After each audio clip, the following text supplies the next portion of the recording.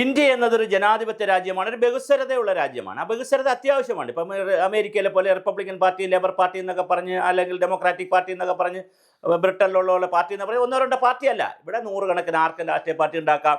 അവർക്ക് സംസ്ഥാനത്ത് പ്രവർത്തിക്കാം, രാജ്യത്ത് പ്രവർത്തിക്കാം, പഞ്ചായത്ത് പ്രവർത്തിക്കാം. അവർക്ക് കൊടി കിട്ടും, അവർക്ക് പിന്നെ പദവി കിട്ടും, പിന്നെ അവർക്ക് പിന്നെ എന്താണ് പേര് കിട്ടും, ചിഹ്നം കിട്ടും. ഇങ്ങനെ വളരെ ഗൗരവതരമായ രീതിയിൽ രാഷ്ട്രീയ പ്രവർത്തനം നടത്താൻ കഴിയുന്നതാണ്. പക്ഷേ ഇന്ത്യയിൽ ഇന്ത്യൻ നാഷണൽ കോൺഗ്രസ് എന്ന് പറയുന്ന പ്രസ്ഥാനം വളരെ ഗുരുതരമായിട്ട് അവർ ആഭ്യന്തരമായ കലഹത്തിലേക്ക് പോയിക്കൊണ്ടിരിക്കുകയാണ്.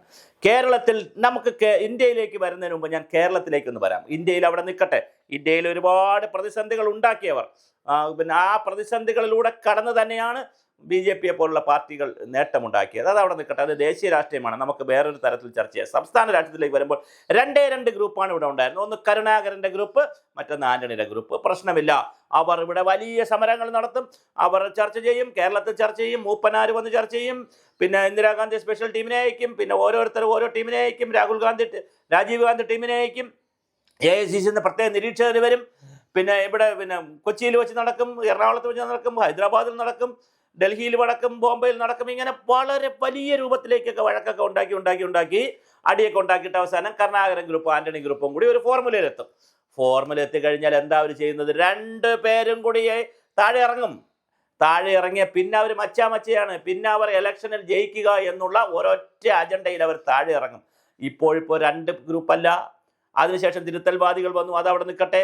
അതെല്ലാം പിരിഞ്ഞു പോയി, പല വഴിക്ക് കാർത്തികേയൻ അവർ മരിച്ചുപോയി, രമേശ് ഷാനവാസ് മരിച്ചുപോയി, അവരെല്ലാം പല വഴിക്ക് പോയതോടെ തിരുത്തൽവാദമൊക്കെ പോയി. പക്ഷേ അതിനുശേഷം ഇപ്പോൾ വന്നിരിക്കുന്ന കോൺഗ്രസിൻ്റെ ഏറ്റവും വലിയ പ്രതിസന്ധി വ്യക്തി അധിഷ്ഠിതമായി ഇത് മാറുകയാണോ എന്നുള്ളത് കോൺഗ്രസ് വലിയ രീതിയിൽ ഇരുന്ന് വിലയിരുത്തണം. അതിരുന്ന് ചർച്ച ചെയ്തേ കഴിയൂ. കാരണം കേരളത്തിലായാലും ഇന്ത്യയിലായാലും കോൺഗ്രസ് എന്ന് പറയുന്ന പ്രസ്ഥാനം നിലനിൽക്കണ്ടേ? കാരണം അതൊരു വലിയ പാർട്ടിയാണ്. ഒരു ബഹുസ്വരതയുള്ള രാജ്യത്ത്, മതന്യൂനപക്ഷങ്ങൾക്കും എല്ലാവരുമുള്ള ഒരു രാജ്യത്ത് വലിയ പ്രധാനമാണ് രാഷ്ട്രീയ പാർട്ടികൾ. അത് പ്രത്യേകിച്ച് ഇന്ത്യൻ നാഷണൽ കോൺഗ്രസിനെ പോലുള്ള ഒരു പാർട്ടി വളരെ പ്രധാനമാണ്. കേരളത്തിൽ ഇപ്പോൾ നോക്കൂ, ഇപ്പോൾ പഴയ ആന്റണി ഗ്രൂപ്പും ഇല്ല, കരുണാകരൻ ഗ്രൂപ്പും ഇല്ല. അവർ രണ്ടുപേരും, കരുണാകരൻ മരിച്ചുപോയി, ലീഡർ മരിച്ചു, അതിന് ആന്റണി പ്രായാധിക്യത്താൽ വിശ്രമ ജീവിതം നയിക്കുന്നു. എന്നാൽ ബാക്കി ഒരുപാട് ആളുകൾ ഗ്രൂപ്പ് മാനേജർമാരായി വന്നിട്ടുണ്ട്. അവർ ഓരോരുത്തരും ആളുകളെ നോമിനേറ്റ് ചെയ്യുകയാണ്. ഓരോരുത്തരും ആളുകളെ നോമിനേറ്റ് ചെയ്യുമ്പോൾ പ്രശ്നം എന്താണ്? അങ്ങനെ ഈ പാർട്ടിയിൽ നിൽക്കാൻ പറ്റൂ എന്ന മെസ്സേജ് അല്ലേ താഴേക്ക് കൊടുക്കുന്നത്? ഒന്നുകിൽ KC വേണുഗോപാലിൻ്റെ ഒപ്പം നിന്നോണം, അല്ലെങ്കിൽ രമേശ് ചെന്നിത്തലയോടൊപ്പം നിന്നോണം, അല്ലെങ്കിൽ സണ്ണി ജോസഫിനോടൊപ്പം നിൽക്കണം, അല്ലെങ്കിൽ പിന്നെ K മുരളീധരനോടൊപ്പം നിൽക്കണം, അല്ലെങ്കിൽ മുല്ലപ്പള്ളി രാമചന്ദ്രനോടൊപ്പം നിൽക്കണം, അതുമല്ലെങ്കിൽ K സുധാകരനോടൊപ്പം നിൽക്കണം. ഇങ്ങനെ അല്ലെങ്കിൽ ഇങ്ങനെ ഞാൻ പറഞ്ഞ നേതാക്കളുടെ നിര നീളും.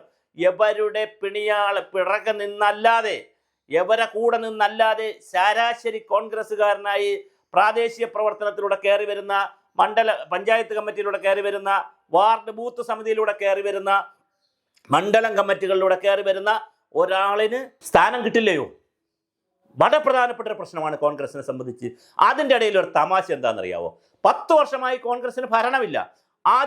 അതിൻ്റെ ഇടയിൽ കൂടെയാണ് നമ്മുടെ ചേട്ടന്മാർ പലരും ഇടിച്ചു കയറി പറയുന്നത്, ഞങ്ങളുടെ സഭയ്ക്ക് ആളെ തന്നില്ല, ലത്തീൻ കത്തോലിക്ക സഭയ്ക്ക് വലിയ പരാതിയാണ്. ഇന്നലെ പിന്നെ സണ്ണി ജോസഫിനെ ഇരുത്തിക്കൊണ്ട് തന്നെ തലശ്ശേരിയിൽ ഒരു മീറ്റിങ്ങിൽ ഒരു ലത്തീൻ കത്തോലിക്കയുടെ ഒരു ഒരു പിതാവ് പറയുകയാണ്, ഒരച്ഛൻ പറയുകയാണ്, ഞങ്ങൾക്ക് പരാതിയുണ്ട്.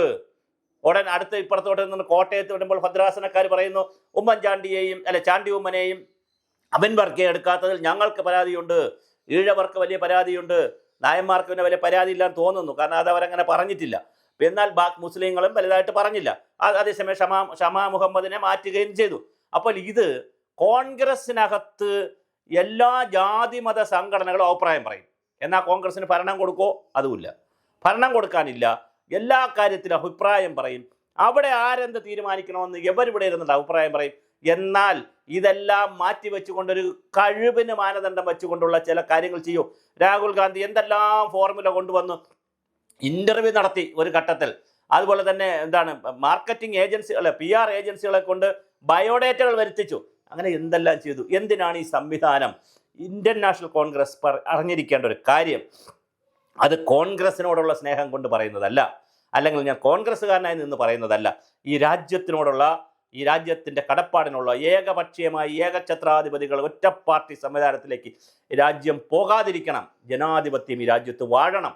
അങ്ങനെ ജനാധിപത്യം എന്ന് പറയുന്നത് ഒന്നിലധികം പാർട്ടികൾ വളരെ ചിട്ടയോടുകൂടി പ്രവർത്തിക്കുമ്പോഴാണ് ജനാധിപത്യം സാർത്ഥകമാകുന്നത്. അങ്ങനെ വരുമ്പോൾ ഇന്ത്യൻ നാഷണൽ കോൺഗ്രസ്, പ്രത്യേകിച്ച് കേരള പ്രദേശ് കോൺഗ്രസ് കമ്മിറ്റി, അടിയന്തരമായി നിങ്ങൾ മുതിർന്ന നേതാക്കൾ ഇരുന്നൊരു പുനർവിചിന്തനം നടത്തണം. നമുക്ക് ഗ്രൂപ്പ് മാനേജർ പണി വേണ്ട. നമ്മൾ അതുകൊണ്ടല്ല നേടുന്നത്. നമുക്കിവിടെ തെരഞ്ഞെടുപ്പുകൾക്ക് ജയിക്കണമെങ്കിൽ അതിനുള്ള സംവിധാനങ്ങൾ ആവശ്യമുണ്ട്. അങ്ങനെ തെരഞ്ഞെടുപ്പുകൾക്ക് വേണ്ടി പണിയെടുക്കുമ്പോൾ, സംഘടനയെ ബലപ്പെടുത്തുമ്പോൾ, സത്യസന്ധരായി പ്രവർത്തിക്കുന്നവർക്ക് അവർക്കൊരു പ്രവർത്തിക്കാൻ സ്പേസ് കൊടുക്കണം. ഇവിടെ താഴെ തട്ടിൽ ആളില്ല എന്നുള്ളതാണ് പ്രധാന പ്രശ്നം. നിങ്ങൾ അടുത്ത പുതിയ ആളുകൾ, കുറേ ആളുകൾ മുകളിൽ വരുന്നു, പക്ഷെ താഴെ ആളുകൾ കുറഞ്ഞുകൊണ്ടിരിക്കുകയാണ്. അവർ പല സ്ഥലങ്ങളിലേക്ക്, പല ഇടങ്ങളിലേക്ക് പോകുന്നു എന്നത് നിങ്ങൾ മനസ്സിലാക്കുന്നില്ല. അങ്ങനെ മനസ്സിലാക്കാതെ നിങ്ങളിപ്പോഴും മുകളിൽ ഇന്നയാളിനെ വച്ചില്ല, അതെൻ്റെ ആളിനെ വച്ചില്ല, ഇന്ന ആളിനെ വച്ചു, അതെൻ്റെ ആളായിപ്പോയി, ഇങ്ങനെ പറഞ്ഞ് എൻ്റെ ആള് നിൻ്റെ ആളെന്നൊക്കെ പറഞ്ഞ് കുറേ ആളുകളെ താഴോട്ട് വയ്ക്കുമ്പോൾ ഇതിലൊന്നും പെടാതെ സത്യസന്ധമായി രാഷ്ട്രീയ പ്രവർത്തനം നടത്തുന്ന, പാർട്ടിയോട് കൂറുള്ള, രാജ്യത്തോട് കൂറുള്ള ദേശാഭിമാനികളായ കോൺഗ്രസ്സുകാർ വന്നാൽ അവർ എവിടെ നിൽക്കും? അവരെ ആര് പരിഗണിക്കും? അവർക്ക് നാളെ ഏത് സ്ഥാനം കൊടുക്കും? അങ്ങനെ വരുമ്പോൾ ഈ വിഭാഗീയതയിലേക്കല്ലേ കാര്യങ്ങൾ പോവുകയുള്ളൂ. ഞാൻ സൂചിപ്പിച്ചതുപോലെ 2 ഗ്രൂപ്പ് ഉണ്ടായിരുന്നു. ഓക്കെ, 2 വിഭാഗത്തിൽ, ചിലപ്പോൾ 2 ആശയത്തിൽ വിശ്വസിച്ചുകൊണ്ട് 2 ഗ്രൂപ്പൊക്കെ ഉണ്ടാവും. എല്ലാ പാർട്ടിയിലും അങ്ങനെ ഗ്രൂപ്പുകളൊക്കെ ഉണ്ട്. കാരണം വ്യത്യസ്ത ആശയധാരയിൽ വിശ്വസിക്കുന്ന നേതാക്കളെ കണ്ടുകൊണ്ട് ആളുകൾ നിൽക്കും. കരുണാകരനെ കണ്ടുകൊണ്ട് ഒരുപാട് പേര് കോൺഗ്രസ് വന്നവരുണ്ടായിരുന്നു. AK ആൻ്റണിയുടെ ആദർശത്തിൽ ഭയങ്കര ആദർശാത്മക രാഷ്ട്രീയം എന്നൊക്കെ പറഞ്ഞ് AK ആൻ്റണിയുടെ കൂടെ ഒരു വെള്ളം ആളുകൾ കൂടെ വന്നു. ശരിയാണ്. പക്ഷെ ഇപ്പം അതല്ല.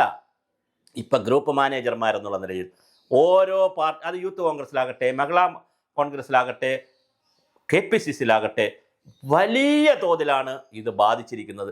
ജംബോ കമ്മിറ്റിയാണ് ഉണ്ടാക്കിയത്. എന്നാൽ ജംബോ കമ്മിറ്റി ഉണ്ടാക്കുമ്പോഴെങ്കിലും എല്ലാവരെയും തൃപ്തിപ്പെടുത്തണ്ടേ? എല്ലാവരും തൃപ്തിപ്പെടുത്താൻ കഴിയില്ല എന്നാണ് പറയുന്നത്. എല്ലാവരും തൃപ്തിപ്പെടുത്തിയില്ലെങ്കിലും ടോപ്പ് ലെവൽ നേതാക്കളെ തൃപ്തിപ്പെടുത്തണ്ടേ?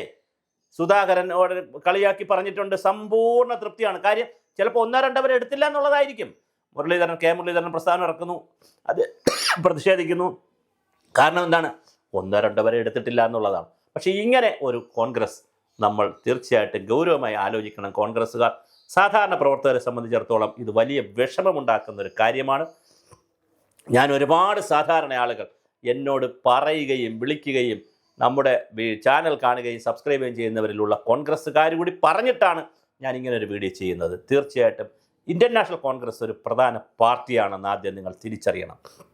നിങ്ങൾ കേരള സംസ്ഥാനത്തിൽ ഐക്യജനാധിപത്യ മുന്നണി വന്നാൽ നിങ്ങൾ ഭരണത്തിലെ പ്രധാന കക്ഷിയാണ്.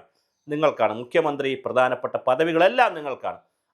അതിലേക്ക് ഉയരാൻ നിങ്ങൾ തീരുമാനിക്കണം. അല്ലാതെ നിങ്ങൾ ഇതിനകത്ത് ഗ്രൂപ്പ് ഇതൊക്കെ നിങ്ങൾ 1-2 ഗ്രൂപ്പായിട്ടൊക്കെ നിന്നോളൂ. പക്ഷേ അതിനപ്പുറം നിങ്ങൾ ഓരോ വ്യക്തികളും രാവിലെ ഓരോ പേരുകളുമായി, അല്ലെ 2-3 പേർ പേരുകളുമായി വന്നാൽ അതിനിടയിലാണ് ഞാൻ പറഞ്ഞത് ജാതി മത സംഘടനകൾ, സമുദായ സംഘടനകൾ അവരുടെ ലിസ്റ്റുമായി വരുന്നത്. എങ്ങനെയാണിത് നടപ്പിലാക്കുക? അതുകൊണ്ട് KPCC വളരെ ഗൗരവമായി, നിങ്ങൾ എത്രയോ വർഷങ്ങൾക്ക് ശേഷമാണ് നിങ്ങൾ ലിസ്റ്റ് പുറത്തു വിടുന്നത്. പുറത്ത് വിടുമ്പോൾ തന്നെ വിവാദ പരമ്പരയാണ്. അതൊഴിവാക്കി പാർട്ടിയെ പുനഃസൃഷ്ടിച്ച് ഇന്ത്യക്ക് ആവശ്യമുള്ളൊരു ഇന്ത്യൻ നാഷണൽ കോൺഗ്രസിനെ, കേരളത്തിന് ആവശ്യമൊരു കേരള പ്രദേശ് കോൺഗ്രസ് കമ്മിറ്റി എന്ന് പറയുന്ന ഒരു കേരള പ്രദേശ് കോൺഗ്രസിനെ നിങ്ങൾ ഉണ്ടാക്കിയെടുക്കുമോ എന്നുള്ളതാണ് കാലം നിങ്ങളോട് ചോദിക്കുന്ന ചോദ്യം. ഇതൊരു വലിയ ചോദ്യമാണ്. നിങ്ങൾ ഗൗരവമായി ഈ ചോദ്യം ചർച്ച ചെയ്യപ്പെടുമെന്ന് കരുതട്ടെ.